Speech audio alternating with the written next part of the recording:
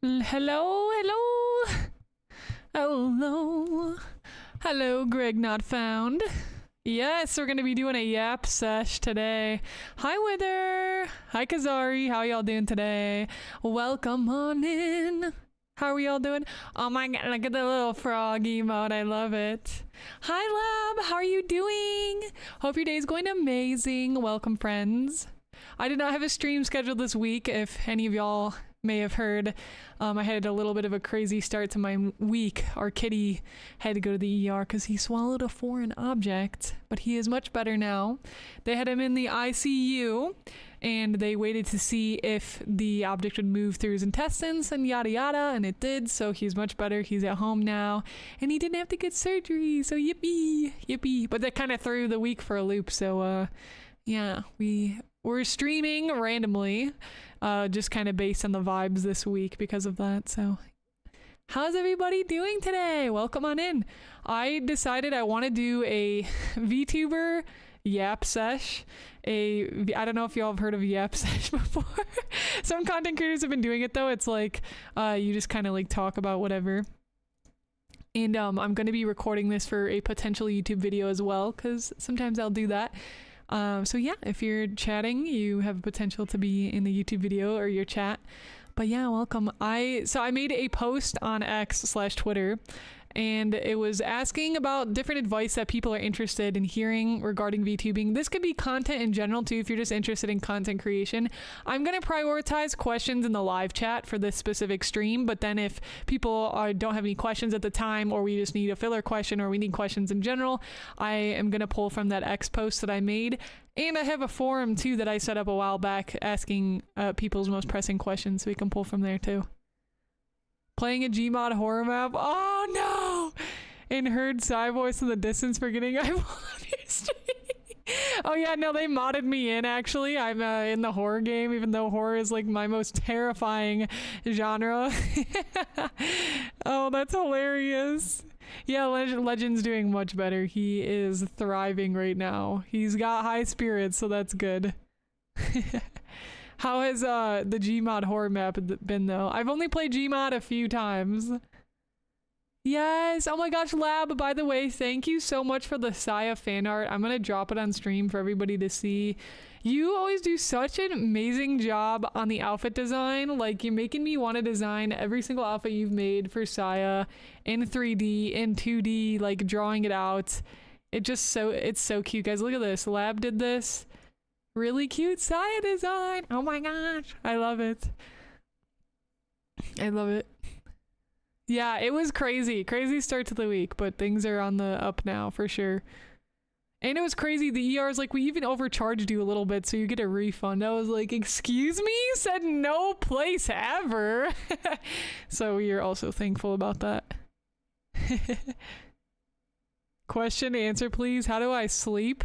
How do you sleep? It's simple. You lay down in your bed and you close your eyes like this. And you go... and then you're sleeping.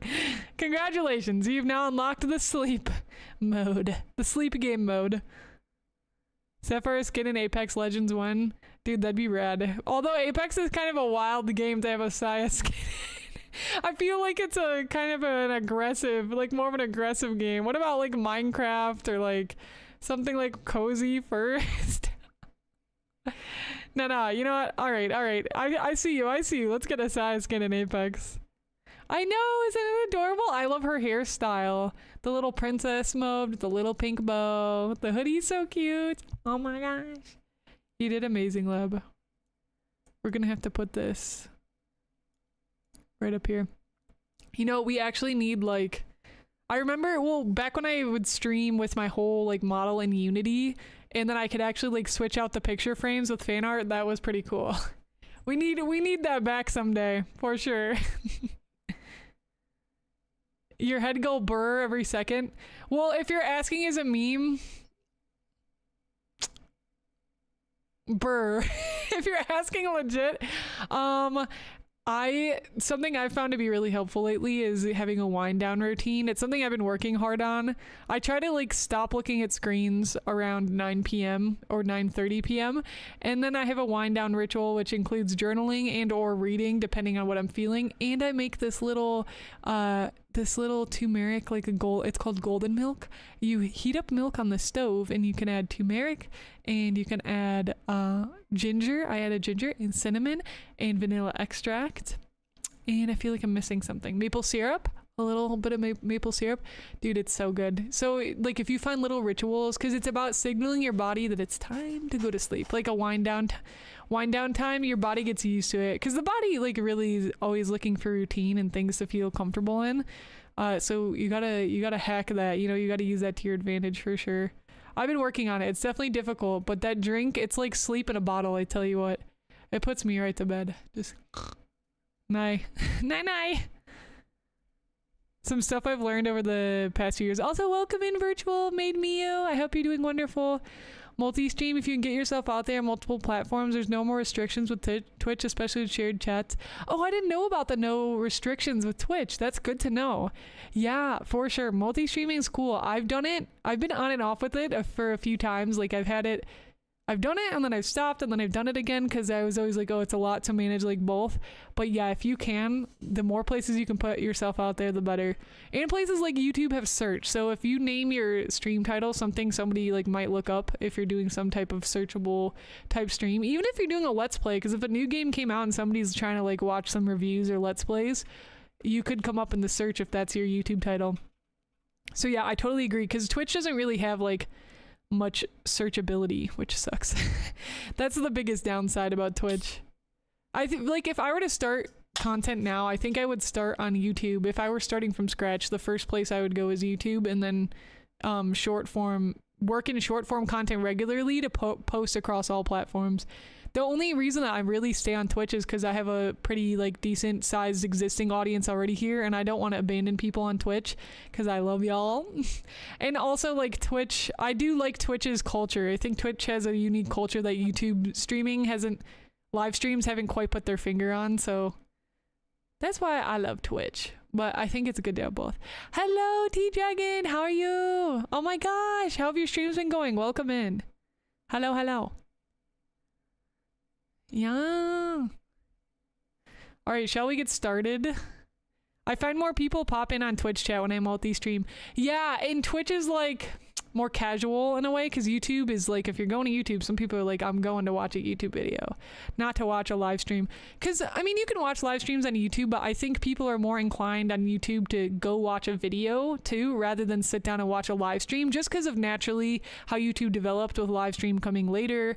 So it's also like the mindset of the consumer or like the viewer or the person going to watch is like, what is the experience they're expecting? Like when you go to a short form platform, you're probably expecting to scroll and get really quick dopamine hits and watch content quickly. If you're going to YouTube, you probably have the mindset that you want to sit down and like actually watch something or consume a larger piece of content, unless you're going to YouTube Shorts. So yeah, it's in Twitch is like, oh, I'm going to watch a streamer and have it on in the background, lurk or participate in chat. So it's also about the mindset, like understanding what mindset people are in.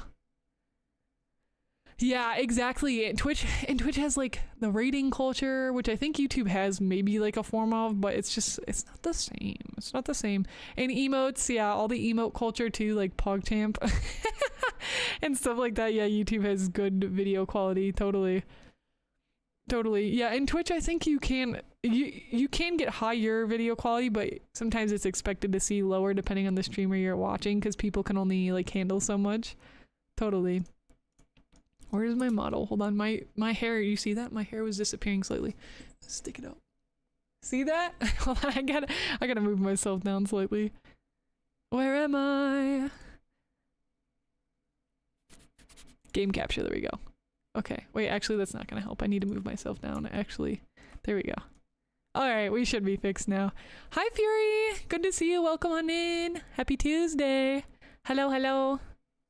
Multi-stream has YouTube Shorts live, so I'll have to try it out and see. Yeah, you totally should, and some people are down to watch a live stream while scrolling in YouTube Shorts as well. It's really cool. It's multi-streaming definitely opens avenues. I completely agree with that. Although, like, if you're a new streamer, it can feel a little overwhelming too. So if you're feeling overwhelmed by streaming to multiple platforms to start, then just start with one and then you can build on from there. Like, I actually do want to do streaming on Instagram and TikTok as well. But I'm just starting right now getting back into multi-streaming, so I'm starting YouTube and Twitch, and then I'm gonna expand. But then you also gotta like set up your content to look good on vertical platform as well.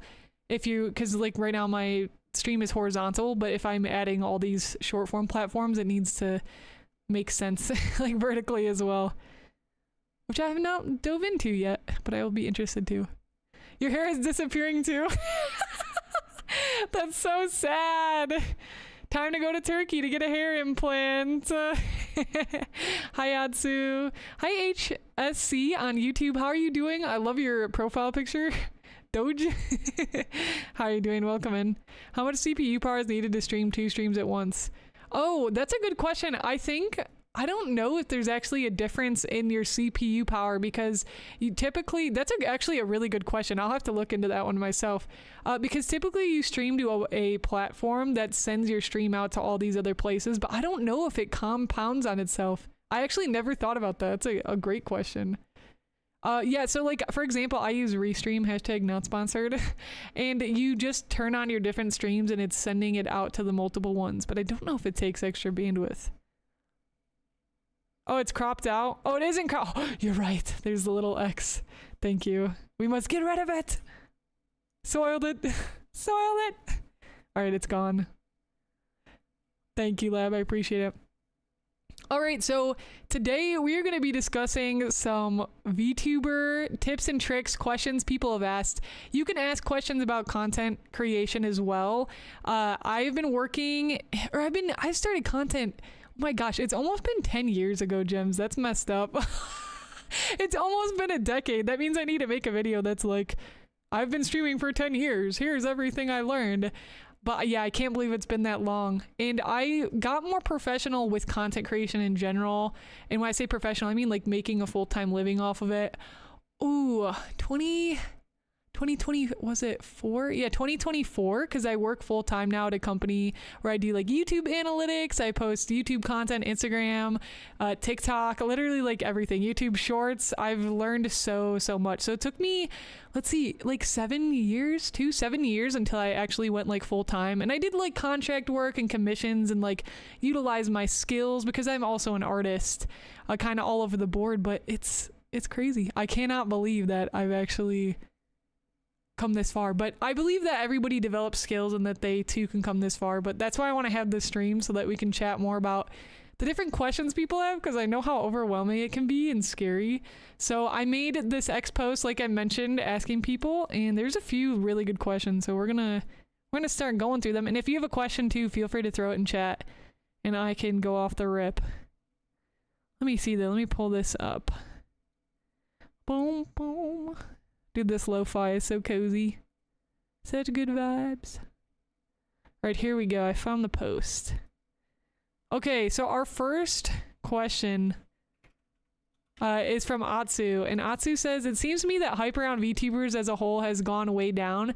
The honeymoon period is over. That's super true. It's not like, because people know more about it, and it's not as like, oh my gosh, this is brand new. What is this? What can VTubers do as individuals and as a group in order to strike up that excitement once again? That's a really good question. I feel like it's a lot of people know about it, but it is still a really interesting technology, especially for those who have full face tracking, because not everybody has gotten full face tracking as well. So if you can find a way to get it, or find somebody to commission or learn yourself, that is one way I think that we can stand out, because people really enjoy seeing like a VTuber expression like move around and stuff. And that's something that we've noticed actually, like over where I work at HTC Vive full time, is like any side-by-side content, which is not as applicable to VTubers because not all VTubers are going to show their face, but like side-by-side content does insane, because when people realize that there's actual tech that allows you to move your face, this is still like a very innovative thing to people, and people are still tweaking out about this. They're like, oh my gosh, bro, I can't like believe that you're moving this anime character's face. So I think it's the honeymoon period is kind of over, but also people are still getting involved in learning the tech. So I think if you can utilize the tech to your advantage and even dive in deeper to things like using Unity or using Unreal Engine and getting more innovative and interesting. For example, if any of y'all have seen like Code Miko, she was one of the first people that really inspired me because she wears like a full mocap suit and she has Unreal Engine. She has like a whole game program. So if you can think of outside of the box ways to do VTubing, I think that's a really good way to maintain that excitement and really stand out. I saw this game developer too, who he's like developing a game. I don't know his name off the top of my head, but he's like developing a game with his VTuber in it. So when things happen in the game, like it happens to him. It's hard to explain, but it's almost like this Inception-y type thing where he's utilizing his game dev experience with his VTuber and turning that into an actual entertainment experience like on Twitch. So I think that's a really unique way to stand out. Obviously that can get a little cost heavy or time investing or like a lot of heavy skills that you need, but that is one route or something to start considering, especially if you've been VTubing for a while and you're wondering like, what is the next step for me to up my game or do something new and unique.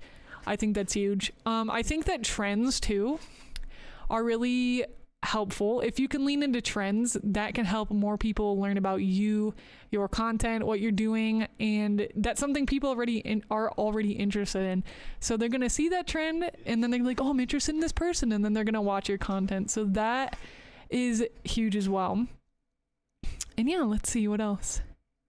I think I was talking about this today actually with one of my coworkers because we were talking about how crazy it is for content to be a job, like always attaching yourself to numbers and just always being like, oh, this post wasn't as good as the last. But I need y'all to know that showing up is already like the best thing you can do. Like showing up and being resilient and creating just to create in general is huge. And a word that I've really loved lately is courage, because courage means to act even with fear. It doesn't mean to act without fear. It means you're acting despite the fear. The fear is still there, but you're going for it anyways. And I think since content creation is a creative pursuit, all creativity really does take an act of courage. And it's scary. Like, it's so scary putting yourself out there, especially on social when you're tying numbers to it. So if you can just show up and post, even when you know, like, oh, VTubers might, like, maybe our time has gone down a little bit, or like the wave of people isn't there as much as it was at first. That doesn't mean give up, or that doesn't mean like don't go for it and don't try, because you have a unique story. You have your voice, you have your hobby, you have whatever you want to share with people through your content. And I like truly think that is beautiful, and that everybody deserves to give their creativity and their vision and their stories at least a chance, because that way you can at least it's a little morbid, but at least go to your deathbed knowing like, oh, I really put myself out there creatively and I tried to leave an impact or an imprint and put my voice out there. So I think that's really cool. That's a good question though. That's a good question. I like that one. That's a good one out too. Also, my neck does this crooked thing sometimes. Y'all see that? Why is my neck broken? Wait, hold on. Let me see if I can fix it. Oh, that made it way worse. Hold on.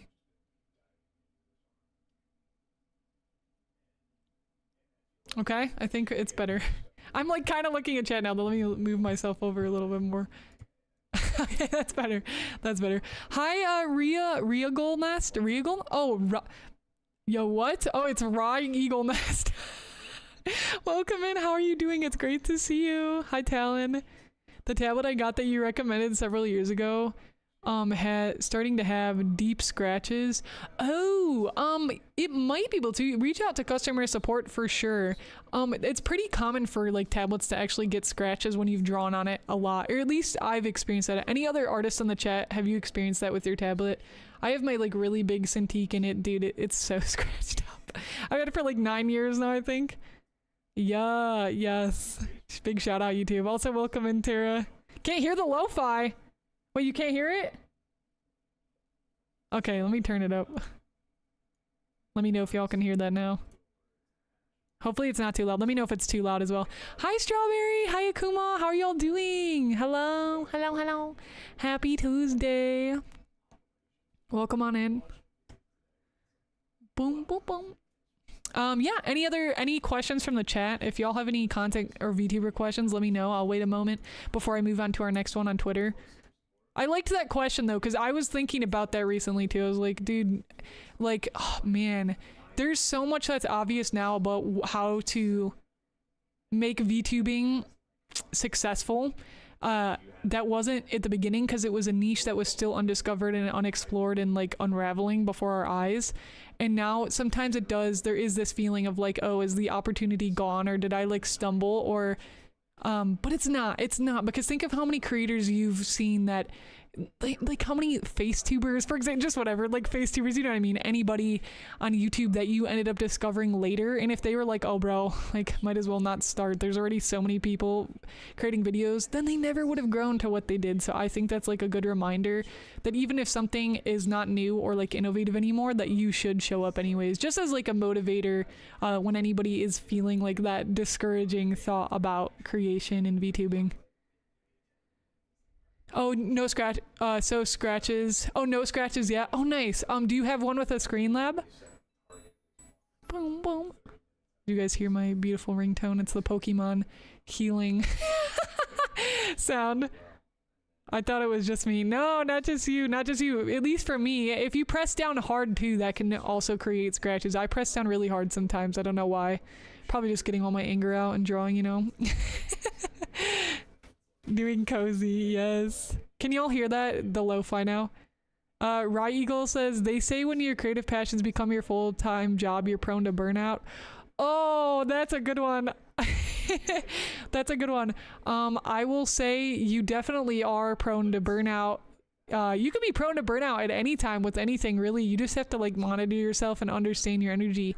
I will say, I had kind of taken a big hiatus in a way, like just not being consistent or really putting out the content I want on my YouTube channel the last several years because of it becoming my full-time job. Because sometimes it's like the last thing you want to do is go do this thing full-time, and then after work you're doing the same thing full-time.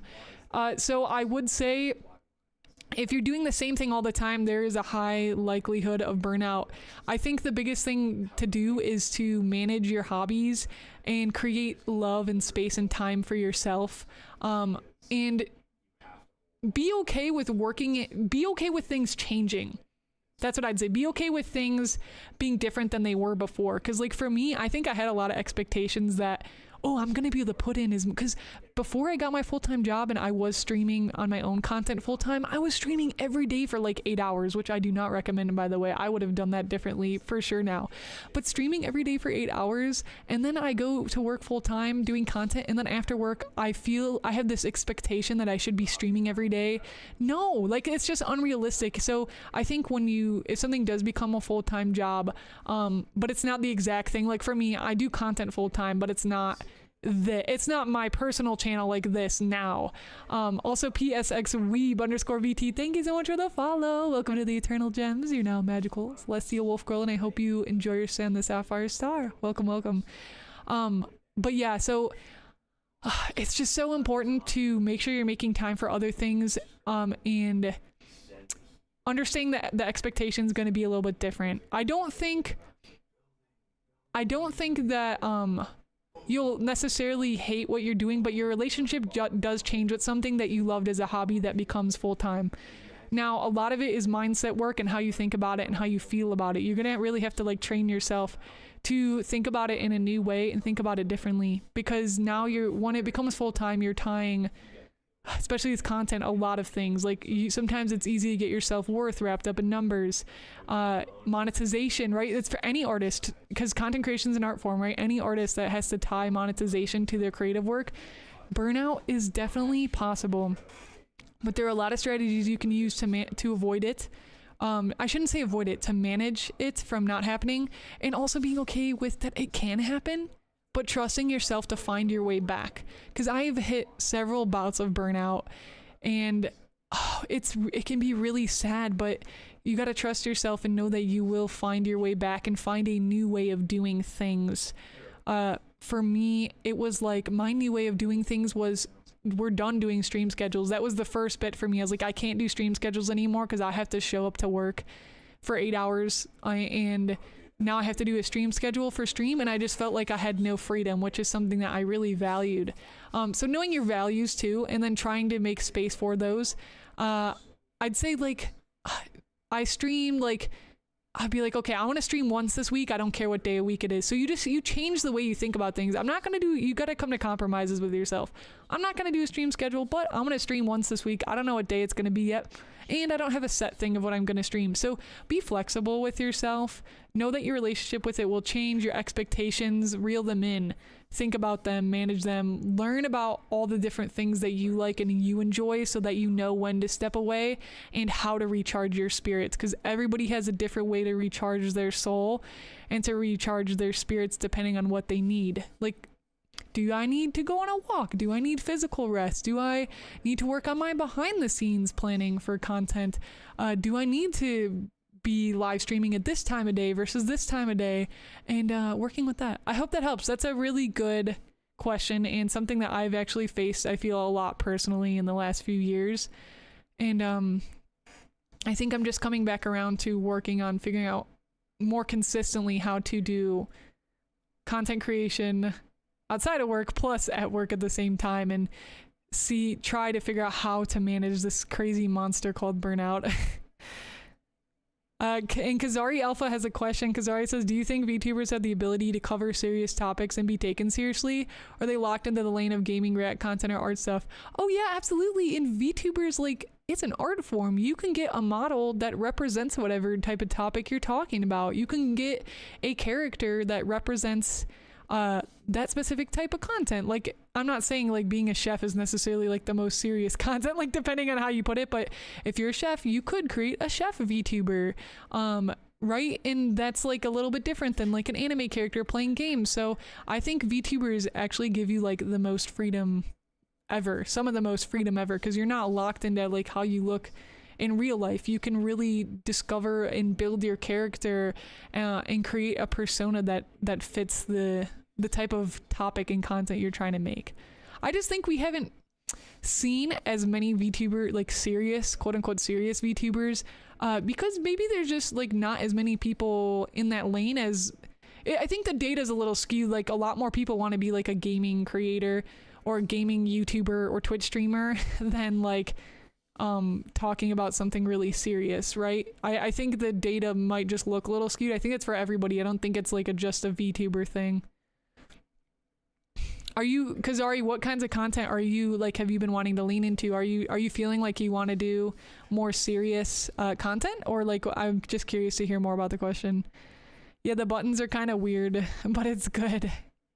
Yeah, are the buttons yeah, mine, I think my buttons are actually okay. Yeah, for me it's mostly the scratches on my screen.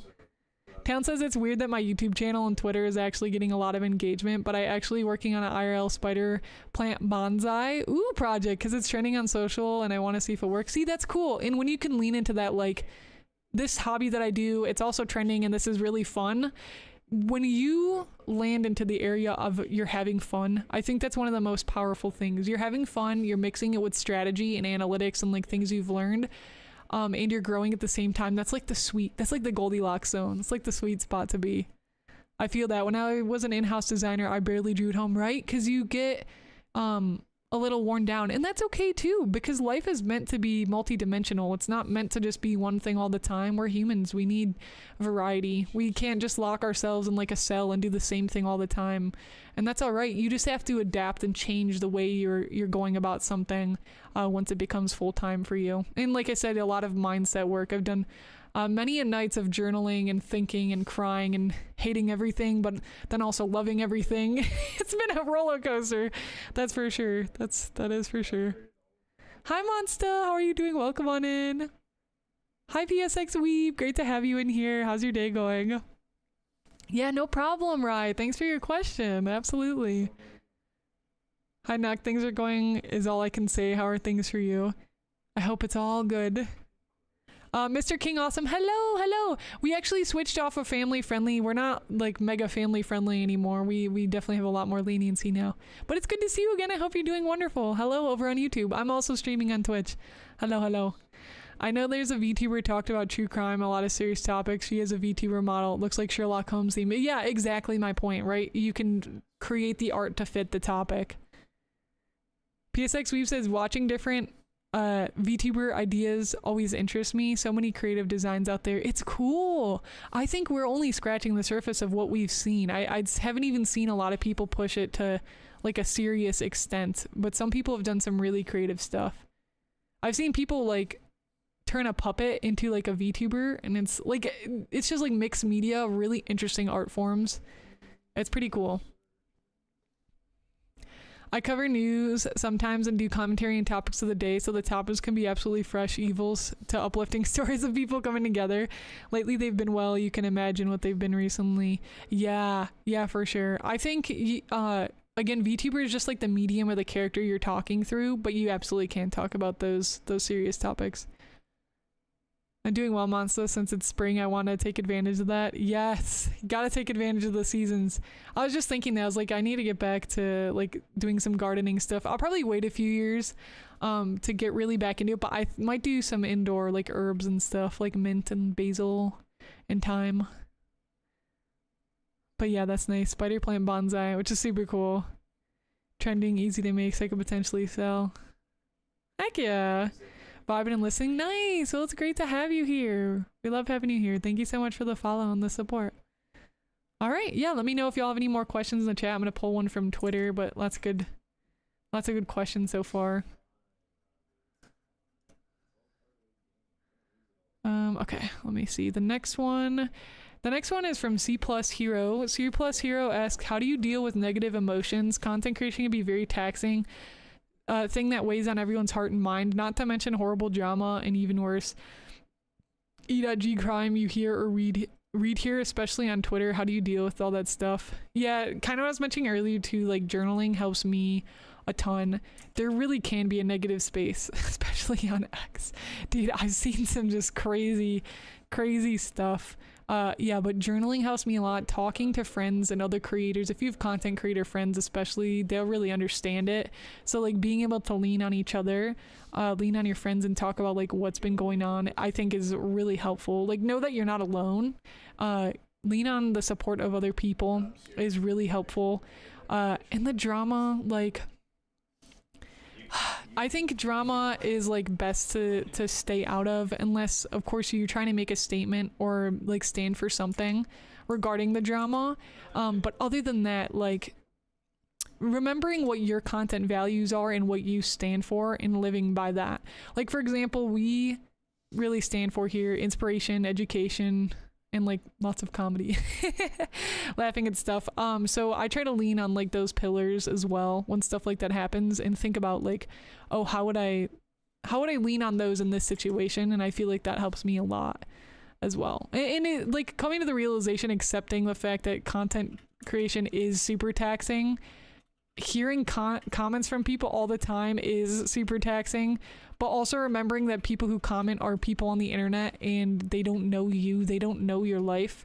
So if somebody has something negative to say, it's like, it's crazy to me that there are people out there that go out of their way to leave a negative comment on somebody's work that they don't even know and just say something so like crazily rude and mean about a piece of content that's not even like, I don't know what word to use, but like they're generally putting out good in the world, and somebody like goes out there and says something crazy. I like actually can't believe that.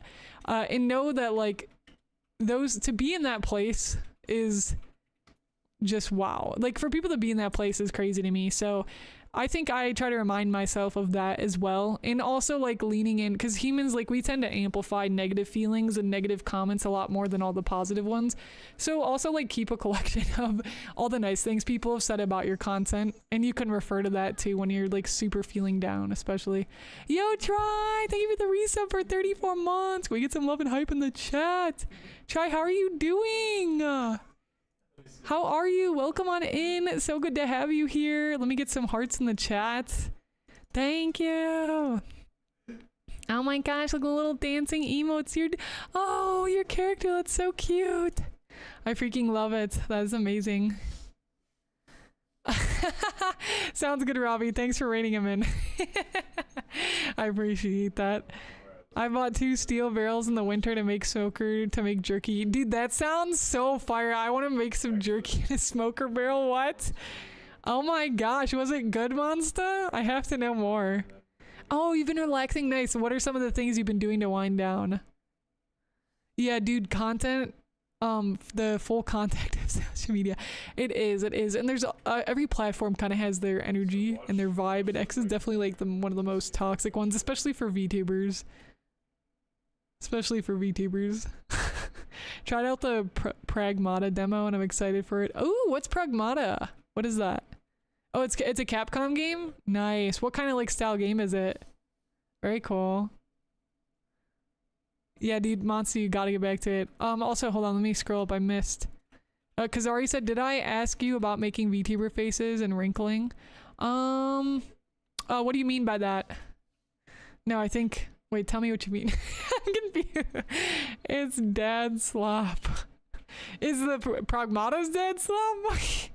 Sci-fi mix of shooter and hacking. Oh, interesting. When does it come out? Very interesting. Dude, there's been a lot of like crazy game releases over the last like several years. Honestly, it's been hype. The gaming community has really needed it. Oh, it comes out on Thursday? I hope you enjoy it. Are you making time to play it on Thursday then? Oh, Kazari Alpha asks, do you think that making intense VTuber faces to pilot your avatar is detrimental to face wrinkling? As you age? I don't know. That's a good question. I don't know that face expressions do like make more wrinkles. If so, I'm screwed. I am screwed. I've seen that piece of content with the one girl saying like, you guys want to see silly Goofy? And she shows like how extreme she makes her expressions. That was a great video. I don't know what the actual science behind that is, but I wonder. Otherwise it's over for me. Wrinkles are beautiful. I really love that perspective. You know, from like an artistic perspective, I agree with that, because when you draw like an older person with wrinkles and you get to kind of see the history of their life and where they came from. When I say that, I mean like, oh, maybe they laughed a lot or they were angry a lot and they're like furrowing their brow. I think it's cool because I feel like wrinkles tell a story. Yeah, she's like beating her face up. Yeah, I was like, oh man. She actually like helped me though, because she's right. Like the more you can express your face and such, well, VTubing really does help. And it's fun. It makes it really fun, I find. Oh gosh, that's great. All right, let's see. Our next question is from Teeny. What is it? How do you say that? Teeny tilde VTuber. How long did it take for you to make a content creation sustainable, and did you do anything outside of content to keep you afloat till then? Yeah, so like I said earlier, it took me about 7 years to make it sustainable, and I didn't really like start taking it serious till like 2017, but I did stream a little bit before then. And yeah, I worked a lot. I mean, I was in school when I started. I was in high school when I started, so I wasn't like focusing on making necessarily full-time then, because I was like trying to figure out what my future was. So I was in high school, and then I was in college, and I worked like part-time jobs. I worked at Starbucks, Gems. Fun fact, if you never knew that about me, I worked at Starbucks. I did like other like fun kind of artsy things. Like I worked at this place called Code Ninjas, and you basically teach kids how to code in Scratch, JavaScript, and you teach them robotics, and they move. It's like karate, but they move up in belts, but it's for like coding and robotics. It's really cool. So that was funny. It was cool because I felt like it connected to some of my future, because my thing was always like, oh, I want to do like art, game dev mixed with like VTubing or content, like some type of hybrid mix. So I always had like little bits and pieces of it. And then yeah, so like my third year in college. No, my second year. It was like my second year in college. I decided to leave college and pursue YouTube, because that's when I started seeing a lot of growth on my YouTube channel. Like it was blowing up. I'd say like parts of me now slightly regret not finishing college, just because I don't feel like I've been able to fully realize my dream quite yet of concept art, like for games. I've done like a little bit, but part of me like is sad about that. But the other part of me is really happy about that, because now I have my full-time job and I'm doing really good with that, and it's taught me so much about social, and I feel like all the skills I've learned are going to be very helpful as a creator, as an artist. Because if you're an artist, like having business skills is so valuable if you know how to create content, because you're gonna need to like market your work somehow, right? Whether you end up hiring people, hiring a marketing team, or you create content yourself. It's kind of messed up, but it's like almost essential nowadays, which I know a lot of artists and creators are like not happy about. A lot of people are not happy that they have to create content and create art. And I can resonate with that, because there's times where I'm like, I just want a 3D model, or I just want to draw, and I don't want to have to make a video on it. So I can relate to that. But yeah, so it took me like 7 years. And I was always doing side jobs. I had some contract work actually. Where it started picking up for me is I was doing content full time. My YouTube was blowing up. I was getting sponsorship deals. So sponsorships is where you will end up probably making most of your money, by the way, as a creator. YouTube ad revenue helps, but it's not like your big hitters like sponsorships are. And then Twitch, of course, too. But a job that I got then, it's a few years back, was a streaming coach, a content creator coach. So this is a very niche, unique. It was this program I was a part of, and then they had an opening for a coach, and I applied, and then I got the job. So I worked there for like 6 months. And then I did a contract after that, because then they ended up kind of like closing down and such, and I got my job at HTC Vive like shortly around that. And then I did some contract work teaching art in a middle school. So it's really strange, because you as a creator, you're probably always going to have a lot of scraps of income as like different sources in different places, unless you do get some sort of like probably big hitter project that makes like a ton of money or something along those lines. So I think there is a lot of getting used to making use of the scraps in a way, but also taking advantage and emphasizing your income streams that are growing or doing the best or doing the most. That's like something I wish that I would have done better like earlier on. I think something that I really messed up is a lesson I want to pass on to y'all early on was once my YouTube started growing, I really needed to hire an editor. I was really insistent. Back in the day, I was really having a hard time working with other teammates. I was a little egotistical about it, not in like a bad way, but I was just like, I always felt like I didn't want to like go to the extra effort to try and like teach people how I was doing it. And that was just like not a fair way of judging it. It was like, you need to trust people to be able to do their jobs, like to hire an editor, to bring them on your team, to scale your team and fill some of those gaps. And the idea is try to focus on what you can do that no one else can do, and you make that your main priority, and then you hire out the rest of the things as you're scaling a team. And scaling a team means like hiring more people, using the money you're making to hire more people to grow the business. So having that business mindset mixed with content creation and like the art side of it, actually presenting, entertaining, is really important. And it can feel really hard to balance, for sure. So I would say that's like my biggest thing I wish I did more of like early on. Yeah, that's great. That's awesome. And I hope my advice, do you feel like it has helped you throughout your journey? I hope so. Seems like business skills are almost inseparable from social media skills nowadays. Yeah, and then it mixed with creativity, because it's all like a creative art form, and it's crazy. It's wild that those things intersect so much, but I think it always has, just not in the way we imagined it. Because, you know, artists back in the day that made paintings, they were making their paintings, they had to sell their paintings, right?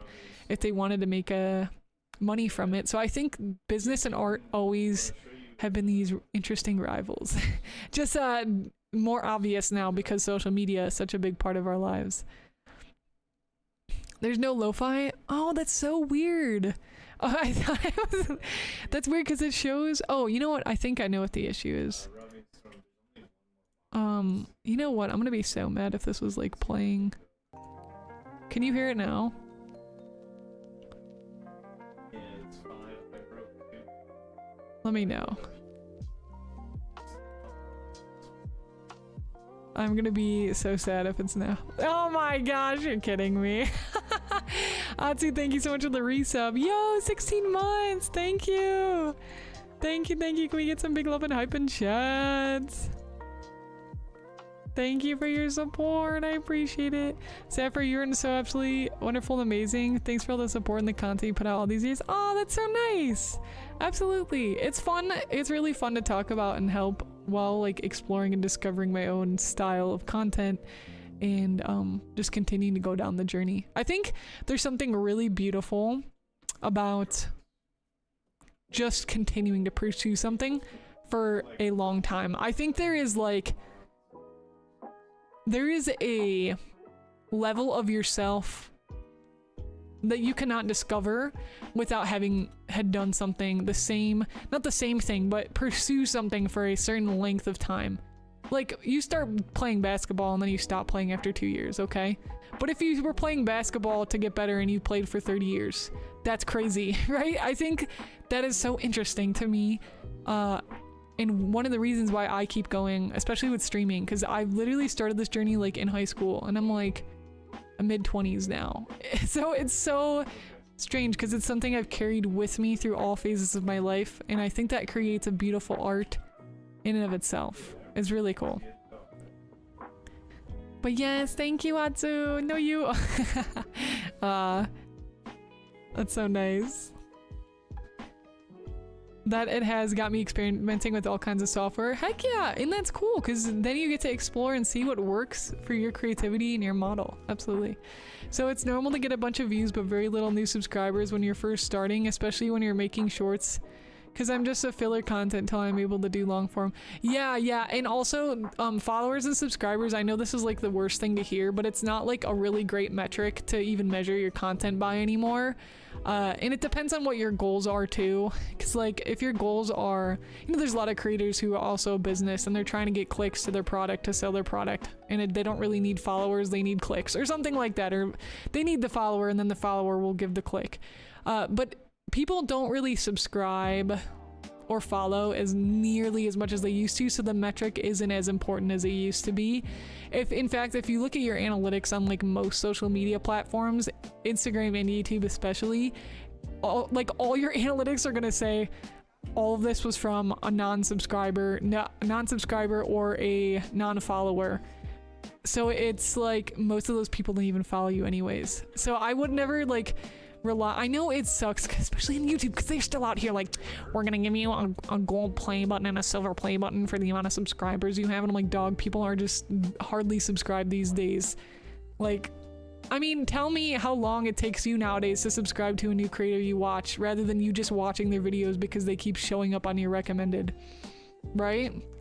It's messed up. But it is. We all have this mindset still. It's like, oh, the more followers, which it does help, don't get me wrong, especially for like on paper for sponsorships. But I'd say engagement is actually like the most important metric nowadays if we're talking actual like analytics and social media. The more likes, the more comments, the better, because that means you've actually gotten somebody to take an action. Same for subscribing and following, but I think people are even more willing to like something or comment before they're even willing to follow or subscribe, especially on Instagram. Like, how many times have you commented on a video versus how many times you've liked a video, right? Just thinking about those like habits of the person that is watching, and I mean looking at yourself and seeing like how you interact with content, be like, this is probably what other people are doing. I worked up the guts to start like 2 months ago. That's awesome. But wanted to for literally years. People underestimate how hard going live is. Dude, yes, I agree with that. And after going live, like I said, I've been streaming for almost 10 years now. I would be like, it's not a big deal. Like, just go live. But when I took like big breaks and then came back, the amount of anxiety I felt just clicking the go live button was crazy. And it is like, and then I really had like a realization moment where I was like, yeah, it's true. Clicking go live actually is like so scary. It totally is. I agree with you. Hi, Mr. King Awesome. Thank you for your support on both YouTube and Twitch. I appreciate it. Kazari Alpha said, so when you started, was your initial audience a group of IRL friends who were your first fans, a group of online friends, or did you just play to no one for years on end? And what can people do to fight through the feeling that no one's gonna show up? Yeah, those are good questions. My initial audience, yes, was friends and people I knew IRL, absolutely. And I also started like a little bit earlier in the Twitch days, so there weren't as many streamers, so I think I did have a little bit of an up back then. It wasn't as popular like to be a Twitch streamer since I had started further back. Yeah, but I didn't play to no one for years on end because I did have supportive online friends. But I was hovering like the 3 to 5 viewer range for like a few years, and then I was like 5 to 10, and then I hovered 5 to 10 for quite a long time. And I'll tell you one little word that shot me up to 50 concurrent viewers. Does anybody think they know what that word is? Let's wait. Let's see if anybody wants to put that word in the chat. One little social media platform that we're all familiar with that changes everything. No, it's not, Hatsu, it's not. But that's a good guess. That's a good guess. Hatsu, that's great. It is not, it is not. A social media platform starts with the letter Y and then the letter E. Oh gosh. Hi RX, how are you doing? So great to have you. Welcome on in. Alright, I'll tell you. YouTube. YouTube shot me up to 50 concurrent viewers. Why? Because once again, Twitch does not have a way to be quite discoverable. I mean, you can, like, you get recommended, people get recommended to your stream, people can scroll through and find you. But dude, YouTube is your powerhouse because people can find you 24 hours all the way around the clock, okay? People can only find you live when you are live, but YouTube is always there. It is like the monster. When I started YouTube, that changed everything for me. That's why I say if I were to go back, I would start on YouTube. And if I were to go back to when I was doing full-time streaming before my current job, I would have spent way more time making YouTube videos than going live. Because I streamed every day for like 8 hours, but you are much better off like streaming every day for 2 hours and spending the other 6 or 7 creating content for YouTube or whatever shorts platforms now, because shorts have blown up so much over the past several years.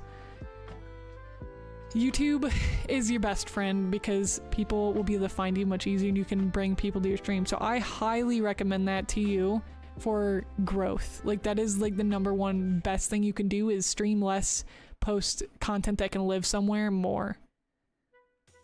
It is like the gold apple. I don't know what metaphor to use, but it is what you need to do. If you do anything this year, make a YouTube video, I promise you, or a short form piece of content you can post across several platforms. Yeah, and fighting the feeling that no one is gonna show up, I still struggle with that. There's days where I'm like, dude, no one's gonna come hang out and stream today. But I think the best way to combat that feeling is to enjoy your company with yourself and enjoy doing what you're doing anyways, whether people show up or not. So like playing a game that you love and would want to have played anyways, or streaming a piece of art that you would have wanted to be working on whether you were streaming or not anyways. I think that's the most powerful thing you can do, because even if no one shows up, then you're at least still doing something that you love doing. And I especially leaned into that when I first started streaming, because like I said, I started in high school and that's when I was in an AP art class doing art streams, and I was like, I guess I could just stream my art, because I streamed some games and I was like, I should just stream my art. And I was like, even if nobody shows up, I'm literally still working on a skill, which is drawing and getting better at art anyways. So people showing up is literally just a bonus. And that mindset really, really helped me. So make it a bonus whether people are there or not. And that is huge for you. You still have the stickers you want on your fan art board? Oh my gosh, I'm honored. Yes, that's awesome. I hope when you look at them, they inspire you. Yeah, I'm getting lots of user engagement, which is actually still good, even though my subscriber count is still low. Yeah, I'm telling you, it's...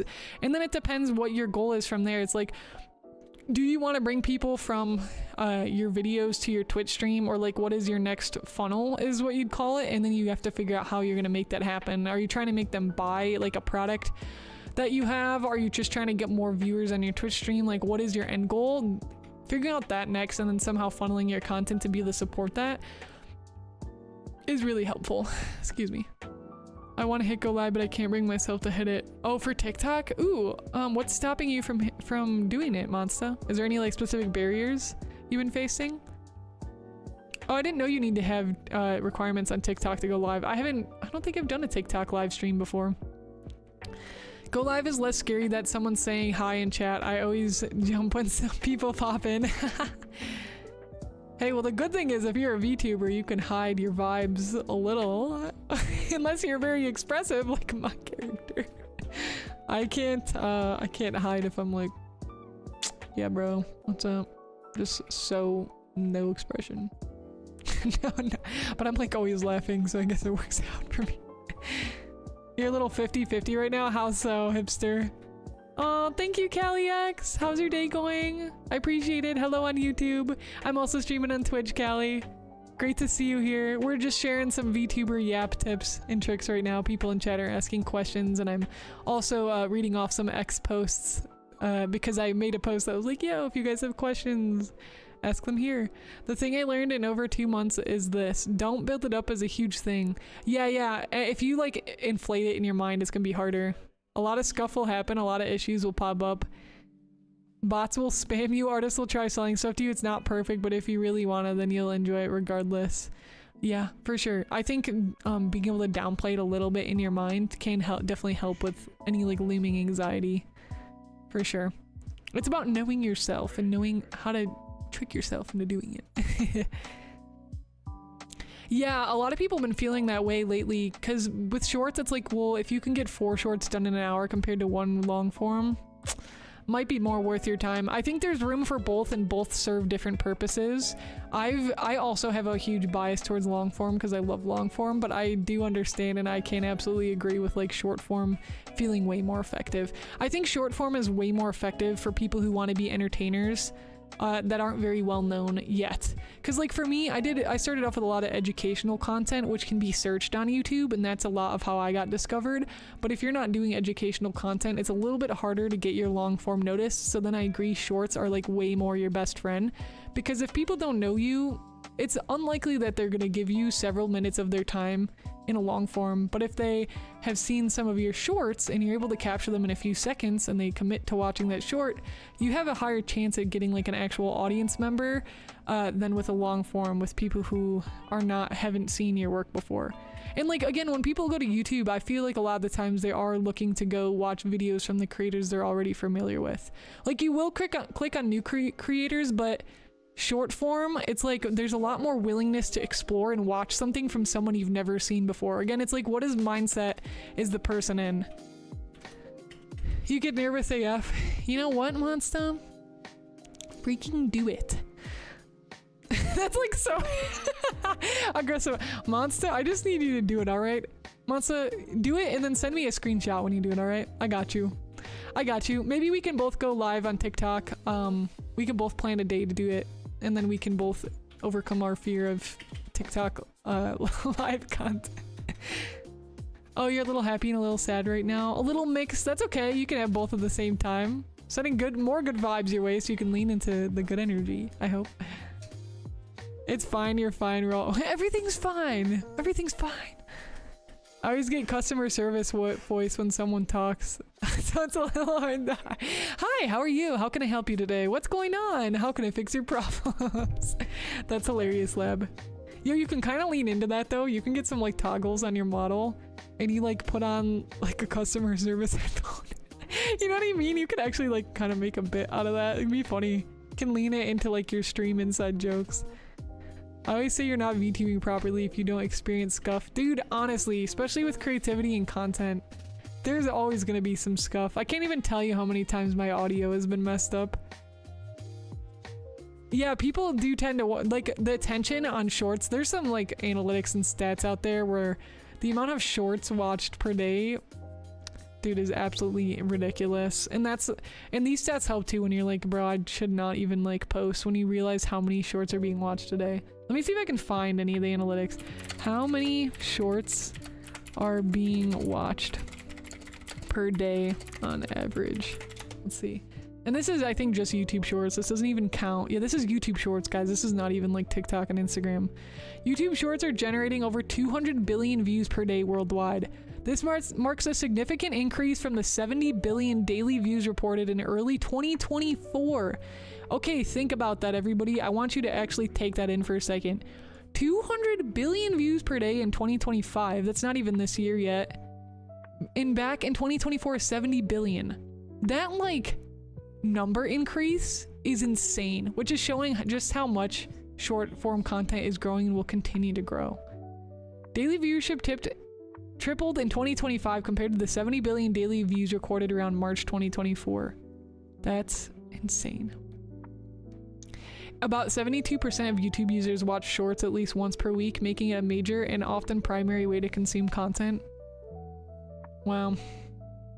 And over 6.5 million creators upload at least one short every day. So there's 200 billion people watching and 6.5 million creating. That's like, just think about that. It's saturated, but it's not saturated. Like, you have plenty of room there, which is kind of a cool, like, comforting statistic in a way. Yeah, it's actually kind of concerning, Vinka, isn't it? I'm waiting to get PicoCAD too. It's a low poly specialized 3D modeling program. Oh, interesting. Interesting. I hope you enjoy it when you get to learn it. Money is tight right now. I'm waiting till I can get it to make long form. That'll be really cool. That'll be fun. I think that's like, I like that goal. I think that's a nice goal. It's like you're making your shorts, but then you have a goal to be able to start working on your long form and a program you can get. I think that's cool. I like that. Yeah, that's an insane increase. Short form content puts me off so much. The addictive factor scare me. It does. I hear that so much. Especially like working in it. It is terrifying. It is actually terrifying. It's become like a whole science. But to my partner's point, because him and I talk about this a lot, he's like, shorts, like, or short form content really, like, sometimes I feel like I don't need it, but also there's a lot of things it's shown me that has made my life better. And though I agreed with him so much on that, it's like there is a lot of things where it's like, oh, I wish I wasn't doing this because it's consuming this much of my life, or it's brain rot, or etc. But also, like, think of the artists or the creators or the cool people you've found because of shorts. So, you know, it with like everything, with everything there's a balance. Like, you just have to be able to rein yourself in, and these algorithms really sometimes do prey on us not being able to rein ourselves in. Self-awareness is at an all-time high. Understanding and knowing yourself and having digital boundaries. That's what I call it. Digital boundaries are so important. It's okay to leverage social media. It is one of the greatest opportunities of our time. You can literally do like anything and try to turn it into a business or career for pretty much free, because you can upload all of your content to this platform for free. And Gary Vee made a good point. I was watching one of his videos where he said back in the day, like, people had to pay money to have a billboard advertisement or pay for ad space, but now you can upload stuff for free. That's like crazy. That's a huge opportunity. You just got to learn how to balance it and not let it take over your life, right? Much easier said than done. Blender too hard. I don't care what the purists think. I just want to make something and put it out there and make a game and VR chat content with it and have it on YouTube. Yeah. I don't blame you. Blender is challenging to learn for sure. Yeah, VR chat content be a lot of fun. Heck yeah. Oh, hold on, I just knocked my... Oh, there we go. Alright, let's see. Any other questions in the chat? Feel free to drop them. I will move on to our next. Let's see. How do you keep people entertained and engaged? How do you keep yapping? Yeah, so this was from Gachan.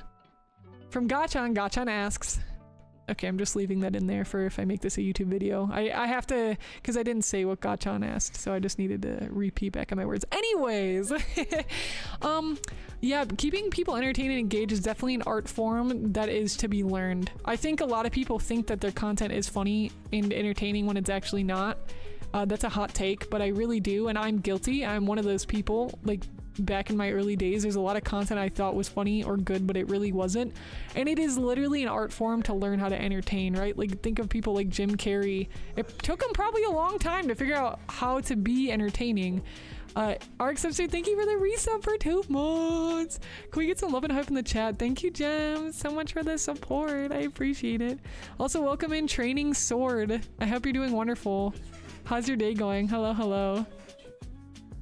Oh no, what happened to my model? Why'd I freeze? Hold up, Gems. I'm frozen. I need to fix it. 3D.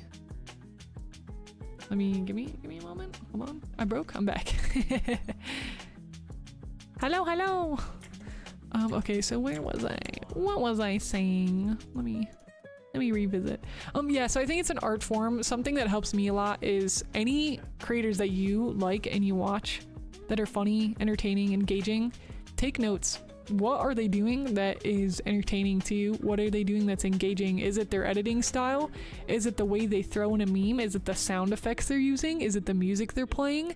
make these notes and see how you can implement it into your content. I think studying, watching, understanding behavior of people is one of the best ways to learn what actually is entertaining and engaging. And another thing that's helped me a lot lately is try to make yourself entertained and laugh. If you're not laughing or you're not entertained, how is anybody else gonna find it entertaining? For me, I try to get myself in this mindset where I'm literally laughing at everything I'm doing. Like the last few short form videos I made, which I feel like are some of my peak creative, entertaining videos, I was laughing the whole time because I'm like, this is just insane. Like the thing I'm saying is just so ridiculous. And then the idea is combining the entertainment and the engagement, and the more content you create, the more you'll unravel your style, your story, the way you communicate, the way you entertain, the way you engage people. What was it? Oh yeah, and then storytelling. So you need to combine that with storytelling, because you can be funny, but if you don't have a storyline going and people can't follow what's happening in an easy to understand way, people aren't going to stick around.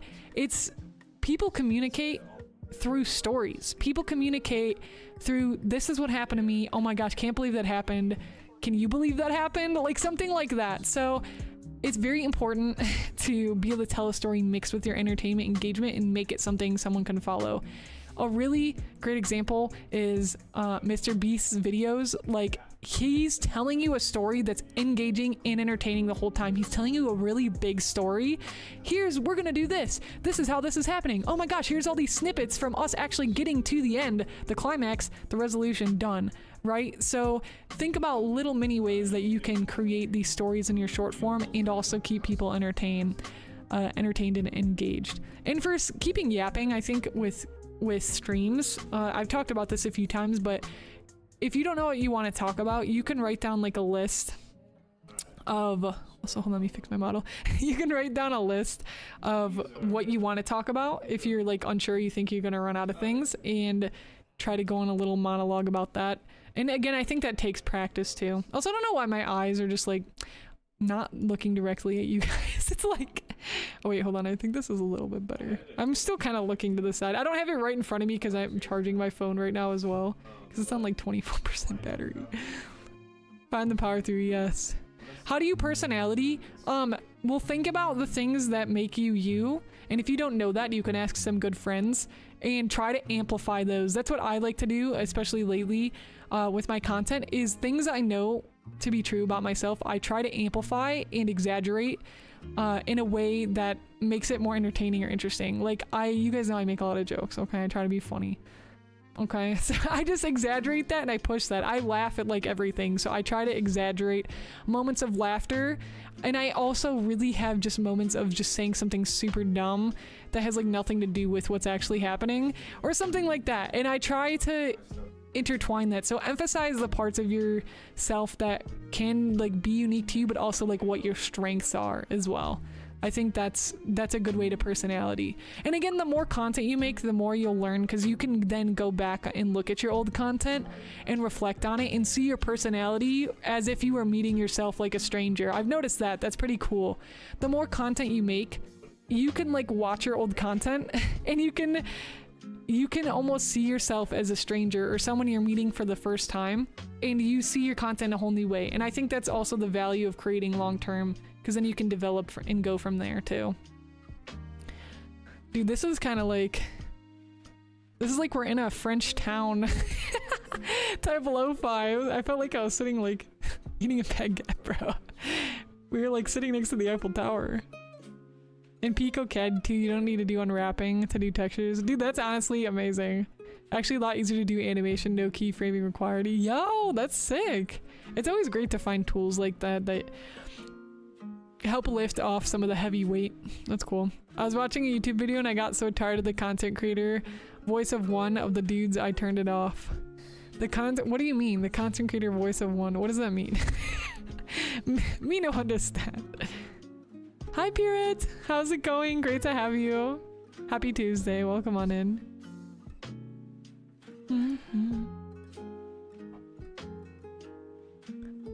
All right, we got our next question from Joe/Jojo. Jojo says, this is more of a personal question. I'm a mom who works a full-time job, wants to be a full-time content creator, but being consistent is hard due to other reasons. How can I grow if I can't be consistent? Do I have to be consistent? And how can I be a full-time content creator without doing so? It's a good question, and a lot of people preach like being super consistent is like the #1 thing, which I do agree with, but also it doesn't need to mean consistency like you must post Monday at 5 o'clock, Wednesday at 5 o'clock, Friday at 5 o'clock. It can mean just you're posting once per week. It doesn't matter what day. Like some form of consistency I think can help, even if it's not as often as you might see like a typical creator post or what people like say to post. I think recognizing and realizing the season you're in is important too, and knowing that it is okay. Like if you're a mom and you have kids, obviously you have other priorities that are more important, or if you're working full-time and you're doing content on the side, it's okay. Again, I think it goes back to that conversation we had earlier about your expectations and shifting it a little bit and knowing it's not going to look the same as someone else. And I think something else that's like incredibly important and helpful is batching content. That term and learning that, I can't even tell you guys how much time it saves, because like multitasking is very difficult, and there's lots of studies done where like switching tasks is, you're gonna get things done like in less amount of time if you keep switching tasks. But if you're able to batch, and what batching is like you're gonna spend an hour only editing content, you're gonna spend an hour only recording, only scripting. So you might be recording 4 videos in that hour. Let's just give an example. You might be scripting 4 videos in that hour, editing 4 in that hour. It's keeping your brain focused on that one task for that whole time, because you're able to get a ton more done with that focus. I've found that to be extremely helpful for me, and I've gotten so much more done. And you can split it too if you need variety. You can split it where like, okay, I have 2 hours to work today. The first hour I'm gonna do edit as much as I can, and then the next hour I'm gonna script as much as I can, if you like need that variety, but also are trying to batch at the same time. But that helps a lot, because if you can say you have an hour every week, sit down, you film 4 videos, next week you edit all 4 of those videos, and you have an hour again, and then you have all those ready, then you can schedule those out. Now you have your 4 shorts ready for the whole next month, and you did that in like maybe 2 weeks, and then you can start getting ahead of that schedule. You post 1 per week and you have those 4 shorts, so then you have a whole month covered. So just think of ways to be able to be consistent with batching with the time that you have, but again, it's also really hard to, if you are managing and juggling things, and that's all right, that's okay. But I think there's people who can have not much time, but you might in continuing to pursue content, you might stumble across something that does really well for you, and then you can amplify on that. And even if you only have an hour a week, you might be able to produce that video that's performing really well for that 1 hour a week, like a second version of it and a third version, and just continuing to copy like pasta, that format that worked really well for you. Hi tallest pineapple, hello, how are you doing? Happy Tuesday. Hello. Oh yeah, no, that's true. I can agree with that perspective too. Some people do force it and it does feel fake. So you have to find this balance of being yourself and pushing it a little bit, but also not making it feel fake or like awkward. You know what I mean? So I can totally understand where you're coming from with that. Absolutely. There's a balance. Yo! Hold on, give me a second. Captain of Europe, thank you so much for the raid. Let me get you a shout out. How was your stream? Welcome everyone. How are you doing today? We're just talking about content creator advice. If you're interested in becoming a content creator, this is a great stream to hang out in. You're shooting art. Ooh, what were you working on? Do you have any art tags for me? Let me hit you with that follow. Oh my gosh, I love your model. I love your profile picture. Hello. Oh, I'm in the arts. I'm not in just chatting. I forgot to switch it. Whoopsie. Remember to switch your categories, Gems. Sorry, I'm not streaming art, but I can show some art if you want me to show it to keep the vibes a little consistent. Whoopsie daisy. Hi, stream was good. Yay, that's so good to hear. What were you working on today? Yes, my day's going well. Hi, Zola. Right back at you. Always a pleasure. So good to have you. Oh, thank you. Thank you. Dude, yes. Captain Avira's model is adorable. I love it. Also, let me see if I missed any. Okay, cool. I don't always see like what redeems are happening when I'm doing multi-streaming because restream chat doesn't show it, so I just have to check every once in a while. I'm like, did somebody redeem something? Yeah. Yes, so we're just giving out VTuber advice. Let me see. Well, let's take a look at our next question. Boom, boom. HSC. Wait, what does that mean? Wait, what HS? This is a super long acronym that I don't know. Yes, so Radar V Tweeter says, what would the current you teach the rookie Sapphire to help her in the beginning? Yeah, I think just actually like showing up and posting anything at all. I think people get really wrapped up in trying to come up with the perfect plan, especially in VTubing, because we get in this idea that you need to have like the perfect character and the perfect lore, and you have to have everything just right before you do it. I think that's a huge mistake, especially if you're new, because people don't know you yet anyways. But if you're someone who's been around a lot and you need a refresh, a rebrand, you can like hold on to that a little bit and build some momentum. But if you're brand new, you just need to get used to creating content. You need to know what it's like to post a full YouTube video, to go live, and you need to start building that history so that you can continue to grow and get better from there. So I think like just posting, and that's not even to just like past Sapphire, that's like to current Sapphire, because I've had a lot of like analysis paralysis moments where I'm like, I'm not gonna post this because it's not really like on brand, or it's not like, this is not fitting who I am now or how people see me. Because once you start growing, you also fall into this trap that's like, you feel like people expect you to post a certain thing or be a certain way, which is true to an extent, and brand is a whole thing. But also there's certain like creators and people who I think we need to get out of our own way and just post and start that new series or try that new thing, because that could be your next breakthrough to the next growth point. I think it's really interesting. I've talked about this before. There's creators, I don't know much about the history of big creators, but if you think of people like Jacksepticeye, what he was creating in the very beginning of his YouTube channel is probably not what got him to like 5,000 subscribers. Is probably not the same thing that got him to 1 million subscribers, right?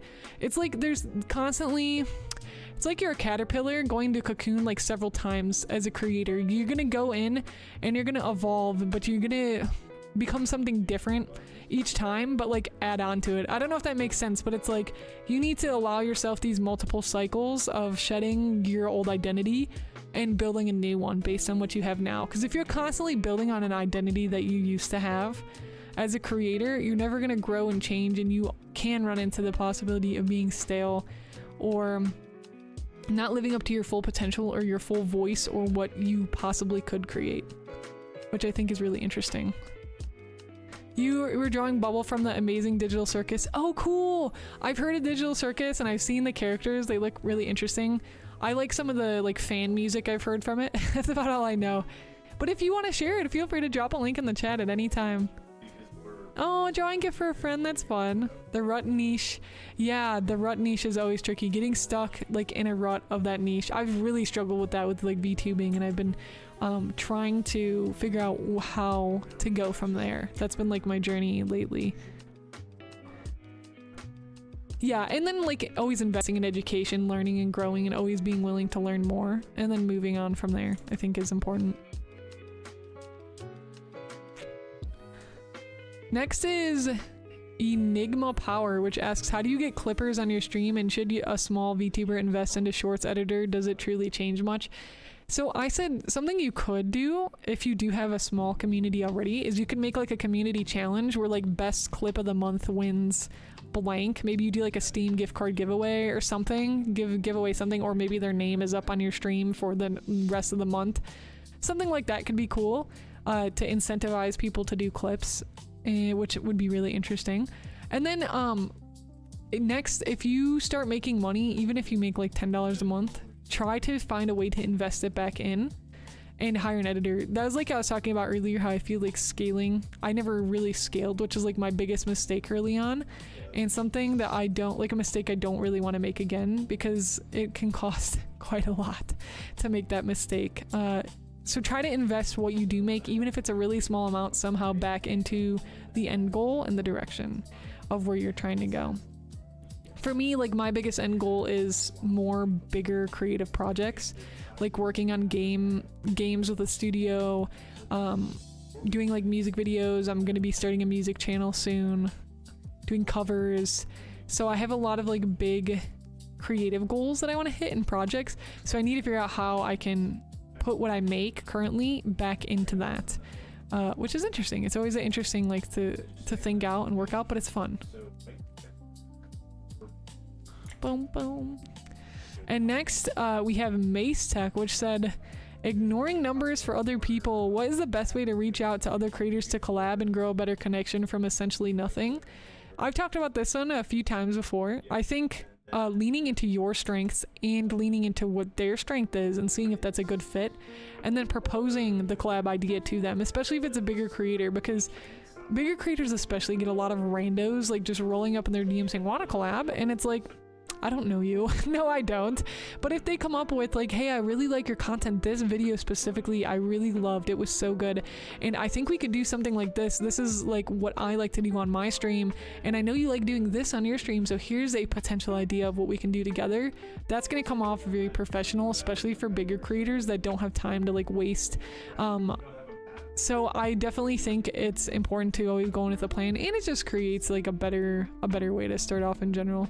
Yes, yeah, absolutely. I've started learning production, and I've been really enjoying it. It's been a lot of fun. So you guys will see more of that. I'm very slowly working on it. It's like my 3rd or 4th priority right now, though. It's not my main, but I am working on it slowly. Yes.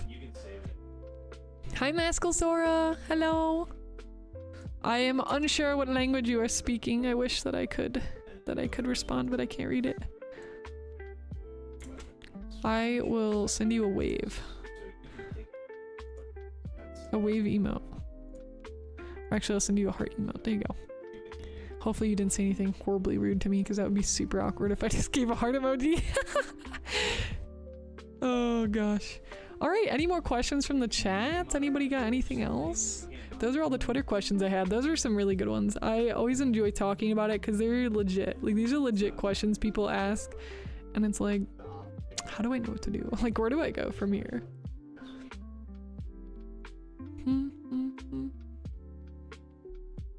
Yes, let's hear it. Oh, dude, I need some stretches.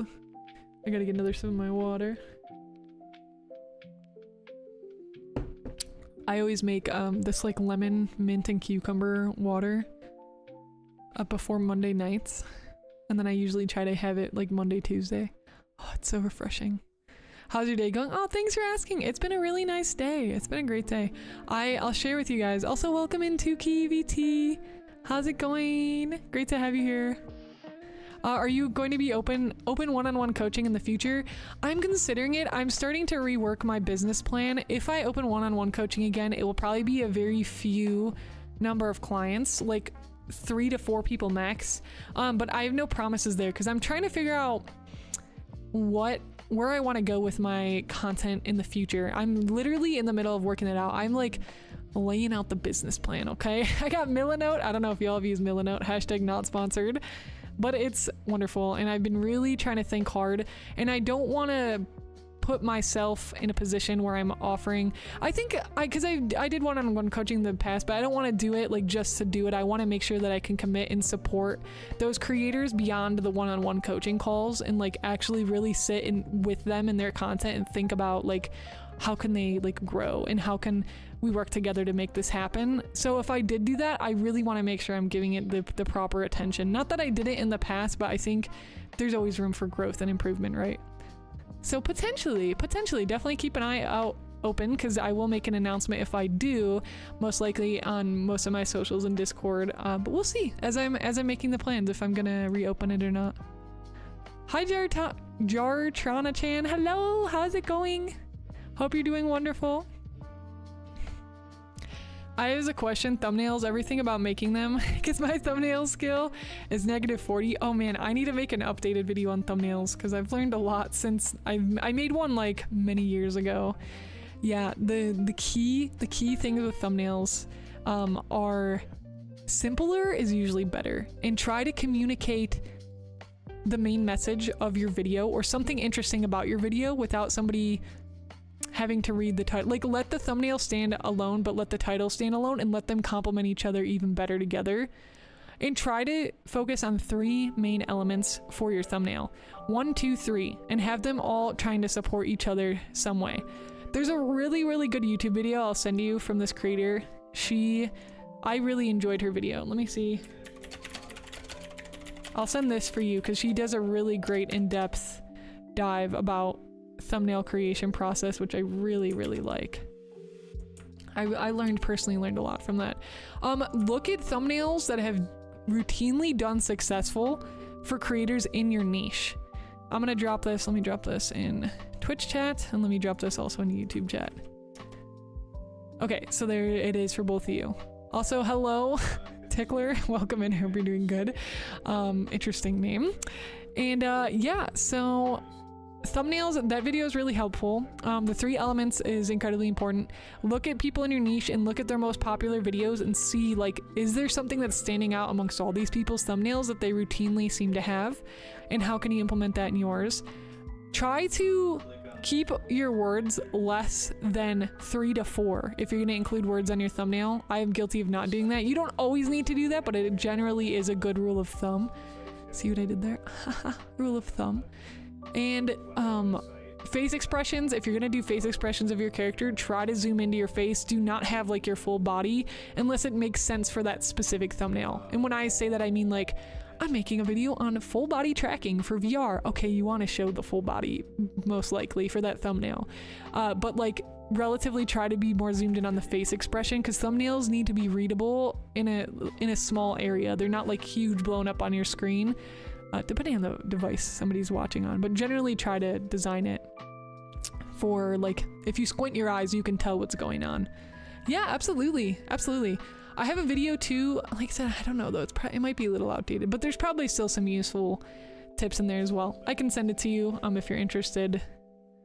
Let me grab it on my channel, but I do need to make an updated one because it's been a little while. And then once you start seeing some successful content on your channel, look at those thumbnails as well and see if there's something specific about those thumbnails on those successful videos that helped.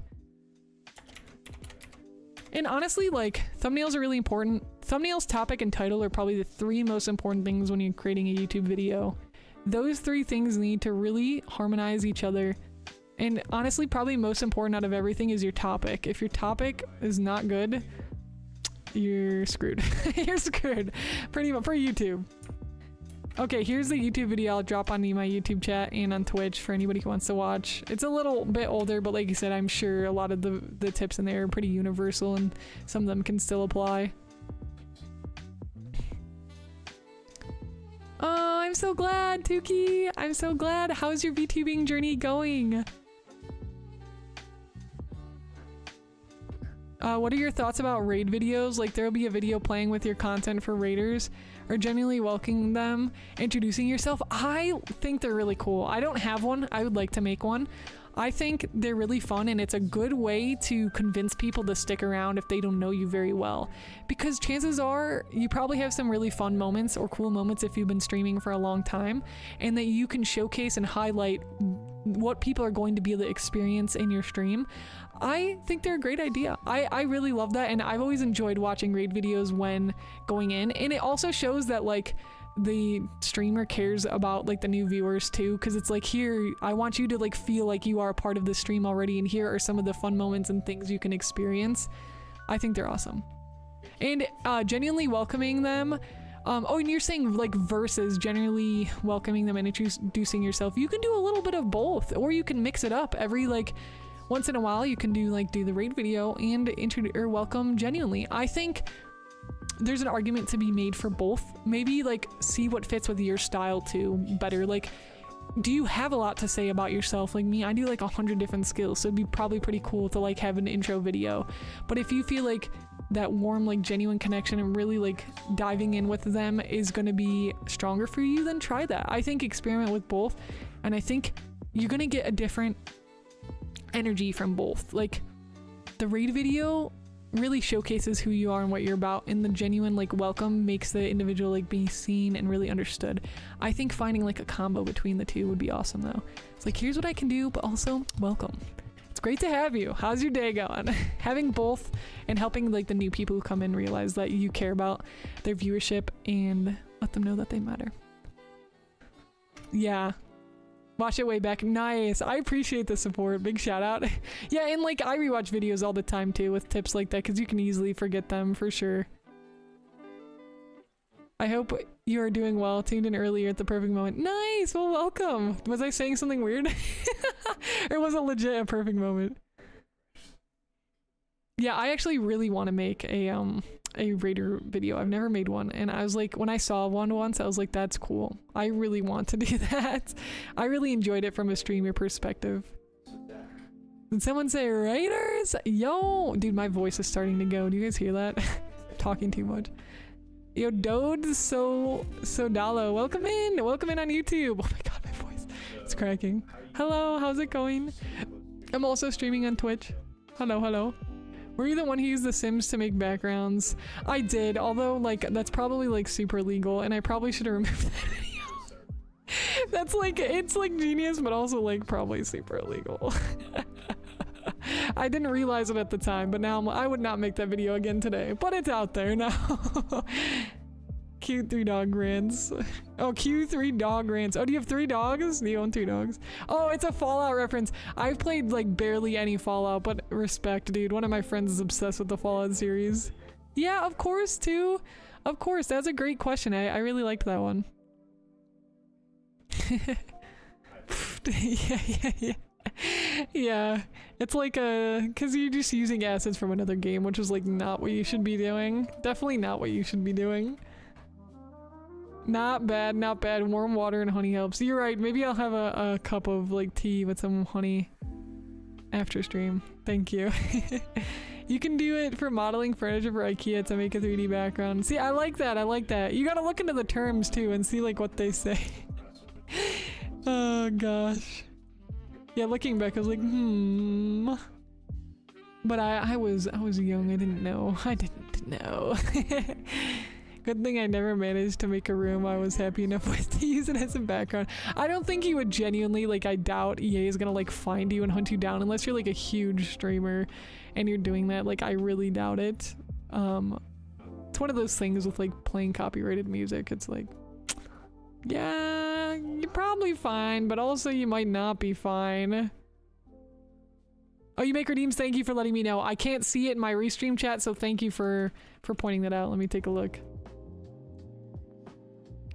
Oh, nugget of wisdom. Choose a number between 1 and 330. I believe it's 330. And thank you for the hydrate. I need water. Let me take a sip. It's the most dangerous. Yeah, they're companies. Yes, agree. Absolutely agreed, Nod. Number 50. Okay, hold on. My model's gonna completely tweak out, baby.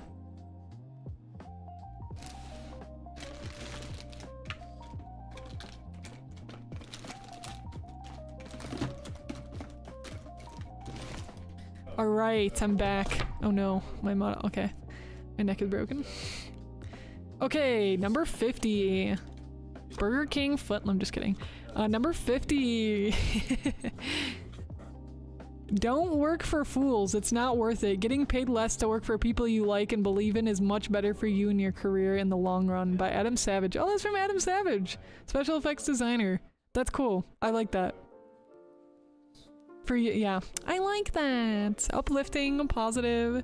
Hi, Aeon. How are you doing? Welcome in. Too much yapping. Yes, way too much yapping. I started to increase my hydration since I struggled with my vocal cord on long Discord hangouts. Oh my gosh. Has the hydration helped you, Jartrana? Keeping the nugget under the desk. It did look like that, huh? I need to like get a toggle to like pull it out. Like after I go to the desk, come back up and like I need to get a little nugget of wisdom like animation that plays like, oh, Like the book raises. Oh wait, that's actually genius. Thank you, Andrea. You just gave me the best idea ever. He wants you to support work that you love, and I mean, of course, you know, you got to put food on the table, but at the same time, like, if you're gonna make a little bit less but do something you love, might be worth it. Might be worth it. Well, dude, I separated the audio track so that this audio wouldn't be playing in the recording for YouTube, and I think I messed it up, so I might have a bunch of lo-fi audio skipping going on in the video. And that's how it goes, even when you've been making videos for a long time. You still mess up sometimes, and that's okay. And that's a-okay. Boom, boom, boom. Yes. Alright, any other final questions, Gems? These are your final moments. I'm sure we'll do more streams like this in the future, but this has been a lot of fun. Have you messed with Meld, the OBS alternative? No, I haven't. I haven't even heard of it. I will definitely look into that. Thank you for letting me know. I'm always interested to hear about new programs. Question. Noctalon says, question. Do you think entrepreneur is worth fighting for? Is it overhyped? I think it's a mix. I think it is overhyped, but I also do think it's worth fighting for if it's something you care about. I don't think it's worth losing everything over. Some people do say, like, have the starving artist mindset, like, fight for your life. I think you should continue to fight for entrepreneurship and going for what you love if you really enjoy it, but don't make yourself super like unhappy doing it. I'm not saying there's gonna be no unhappinesses, because it's definitely difficult. Hi Gio! Thank you so much for the raid. Let me get you a shout out. My voice is starting to get super cooked. Welcome Gio, how is your stream?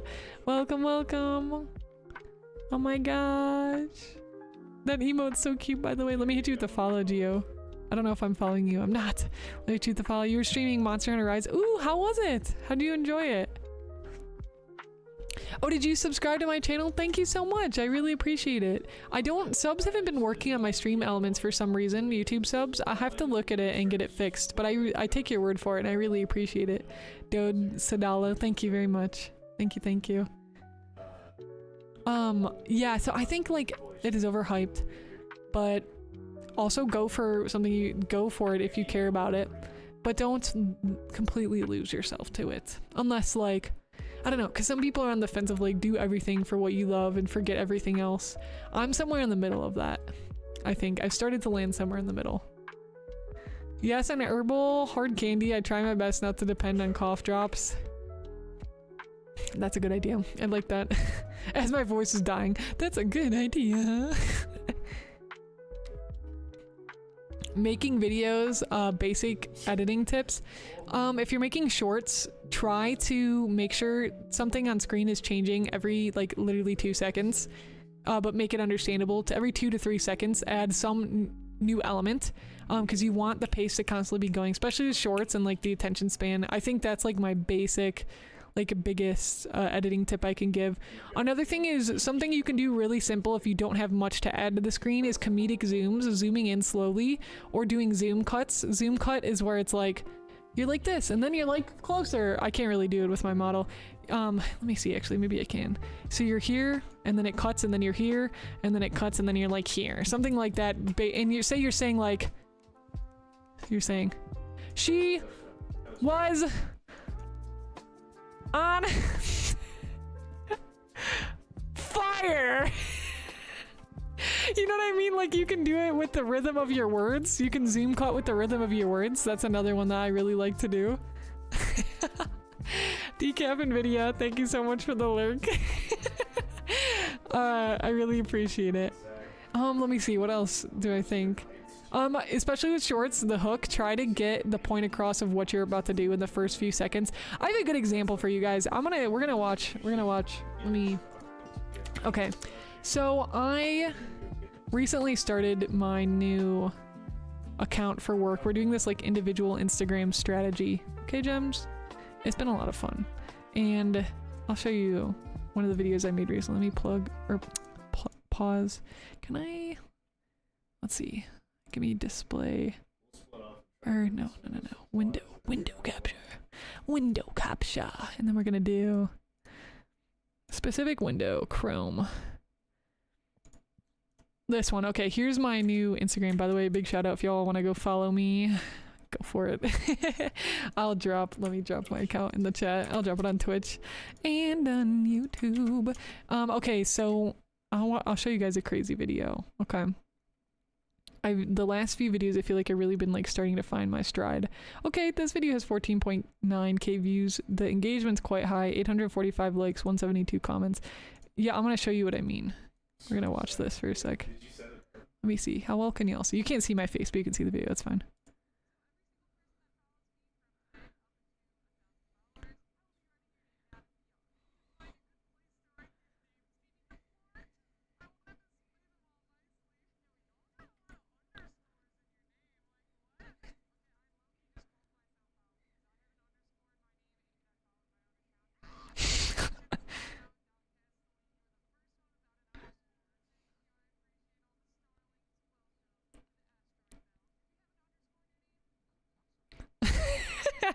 So that's what I mean, like literally it's 1 second in and you just got all the info you needed. Like it showed me, you see the bubble, writing every follower's name down until 1,000, and I'm literally showing you, that's very like Mr. Beast style. So the first few seconds, if you can really get the stakes and the idea of the story you're about to lay out, that's like huge, especially for scroll mentality, because then you get people to stop and they're interested, right? You create something called the curiosity gap. So writing every follower's down until 1,000. Okay, is she actually going to do it? People are going to follow. They want their name to be written down, and they're wondering if I'm actually going to be able to do that, because it's kind of a crazy challenge. Yeah, and you saw some zoom cuts. So like right here, I was just zooming in. It was a great added effect. I'm just slowly zooming in, and then I think I had a zoom cut. Yeah, right here. This is a zoom cut. Wait, that's not a zoom cut. Hold on. I thought I had a zoom cut in here. I don't know where it's at. I had a zoom cut somewhere. I don't know where it is. But little simple things like that. Subtitles, also another great editing tip, especially for shorts, because humans get really inclined to keep reading the subtitles, and it's a great way to maintain attention. So that's another great editing tip. There's some programs that have it like built in, and there's a, again, not sponsored, Capwing. You can get subtitles super easily. It will like translate the video. Right now, I don't have Capwing with work, so I'm just doing the subtitles by hand and animating them by hand, which is not too horrible. It takes definitely a little bit of time, like 10 to 15 minutes probably to do, maybe even a little bit more, but it's worth it, I find, because it helps maintain retention. But I hope that makes sense with the editing, and find editors' styles you really like and try to mimic some of those things, like the screaming and cutting off the scream. I had that in this video. I got that from a creator that I just thought it was so funny, and I'm like, that's totally something I would love to do, and I think fits with my vibe. So I did like the I scream, like right here.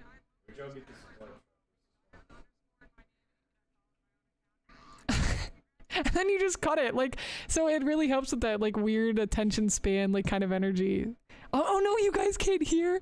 Oh wait, hold on. Oh my gosh, I'm sorry, that's so awkward. When you don't look at chat and you can't hear the audio. I'm a professional. I don't know what that would be under. Hold on. Oh yeah, let me just enable my desktop. Oh wait, I'm surprised that wasn't going through. Let me see. System. Okay, this should. Here, I'll replay it so you guys can hear. So every single person that follows me from today up into 1,000 followers, I will be writing your name down in VR. I need to find a good place to write these names. Maybe the floor. I want to display them all nicely. Yo, y'all got a lot of underscores in your name. Like, what? Okay, I low-key just called myself out because I have an underscore in my name and I followed my own account. Ah! Congratulations, Guido.Castellini. You were the first one without an underscore. Thank you, I appreciate all the starlings. Welcome to the asteroid belt. If you have an underscore in your name, so every single so yeah, another thing too, I like doing the black and white. So there's like little things you can pick up from people. I do the black and white when I'm trying to make a moment like more exaggerated than it actually is. Adding little effects like fire or memes on top, referencing popular memes, like for example like 6-7, or like that cat jam, like just throwing in memes that people are already familiar with on the internet is helpful because it helps them connect with your content even if they don't know you. Yeah, so hopefully, and you guys saw the subtitle, so at least I wasn't totally totally like gone with it. YouTube is black screen? Wait, really? Wait, YouTube is black screen. Is it still black screen for everybody else? else. 1/4 of a second. I like literally like told everybody what was going on because you literally only have that much time. No worries, Vinka. Have a good one. I saw my brother TikTok. He's looking for like 1/4 of each. Yeah, exactly. And that's like, that's what attention span has gotten down to. And it used to be like, oh, 2 to 3 seconds, but it's gotten even shorter and shorter and shorter. Was there your name? Yeah, it's sapphire.v or underscore VT. That was one of my accounts, yeah. And then I'll show you guys the follow-up video because it's a fun video. I'll show you guys this one too. I don't even know what to say. I promised I would write down every single one of my followers' names in VR from 500 to 1,000 followers. Let's just say I'm regretting my choice deeply. We have a few challenges among us.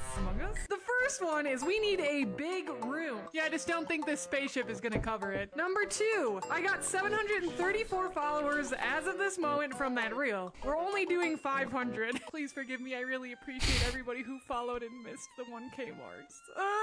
And number 3 is my headset battery. It will definitely die. We're off to see the wizard. JK, we're just off to find a big room. References is another thing. If you can reference things, like I was talking about, like the 6-7 or like the cat jam, any references are great too, because again, that can help people connect to your media, because they're like, oh, I know the Wizard of Oz, I'm gonna follow this person because I like the Wizard of Oz. Something like that helps. I'm gonna start with searching big room. Hey, it's literally called It's a Big Room. Pray that there are markers. Oh my god, this is terrifying. Hey, at least it's kind of cozy and very liminal and creepy. Oh, there's markers. This is not gonna cut it because we've had people request specific colors. Dang it! You know what? Normally the most popular worlds do have markers, so maybe we should look there. Do you think the swimming pool has markers? Oh shoot, there are guns, not markers. Squirt guns! Oh my gosh, that's so fun! Wait, there's markers! Yo, and there's like almost every color we need! Yeah, let's go! Pull them! Well, there is no way I'm gonna be able to write all 500 names on my own, so I'm gonna recruit a friend. Meet my friend, Phoenix! Yeah! Music is another good one to shift the tone depending on what you need, like funny versus serious. Random sound effects. Done it. 500 very helpful. Names. I literally can't feel my hand, and it has been how many hours? Let's see. It's been 6 to 7 hours. Oh, cutting the music randomly at certain points and then bringing it back is another good way to bring attention back in, because it's like it's an audio interrupt, so your brain's like, wait, what? And then it's like, wait, oh, we're back. It's there's these little things. Hours of writing names on the wall, even with the help of someone. Thank you, Phoenix.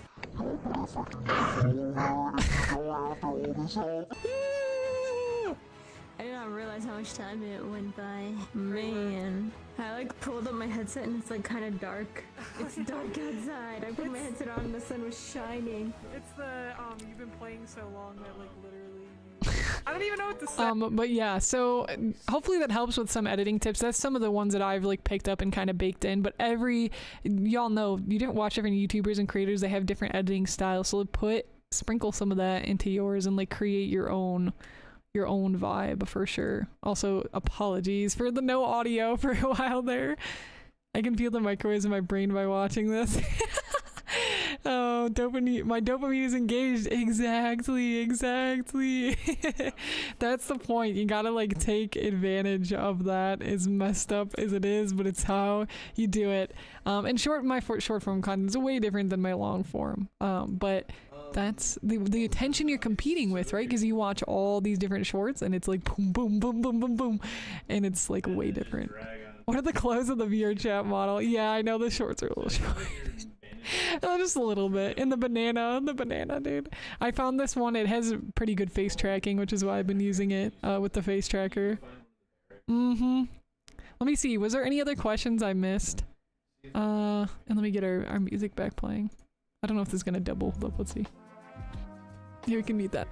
There's this marker space in my local area I want to join. Oh, Makerspace, a monthly fee to go there. I would want to make a lot of stuff there. Classes there, even a festival where you get to have your own booth and sell stuff. Due to meta, okay, I'm not able to have a bunch of money in the bank, so maybe I can money with my art and plants and get paid with cash instead. Yeah, there's a cool route you could try. Absolutely. Cool. Well, this is about all the time I have tonight, gems. Thank y'all so much. I am considering turning this into a YouTube video. maybe cutting around it a little bit and adding some editing. I might just upload it straight up like this. We'll see. I haven't not decided yet, but let's go find somebody that we can raid, and we'll come with a raid message as well. But I appreciate y'all tuning in. I hope you learned something super valuable from this stream. I appreciate everybody on YouTube and Twitch. I always love talking about this because it's literally like my career and something I'm very passionate about, so it's wonderful. There is a VTuber I found. I don't know them. I'm not sure exactly what they're doing, but I like their model. So we will hit them with the raid. Yeah, of course, of course. Y'all are so welcome. Y'all are so welcome. Okay, let me... Oh, I need to go back to Twitch because I don't know if it's gonna work on Restream. Every time I try it on Restream, it's a little sus. It's a little suspect. Boom, boom, boom. Also, there's no stream scheduled this week. I'm just taking it a day by day because, like I mentioned, bringing our kitty to the ER earlier, but he's much better. Yeah. Well, let's go raid Cora, and our raid message will be gems. Gems. It'll be gems in all caps with an emote if you have them. If you don't have an emote, that's okay. You can also use any emote you want. Gems. Yeah, they do. I agree, Gio. Twitch streams need the biggest attention span. Unless you're like lurking, I guess it's a little different then. Totally. Which is weird because with live streaming, you can't like edit and cut the same way you would with YouTube. You know what I mean? So I think I find that very interesting. All right, I will see y'all next time. Thanks so much for tuning in.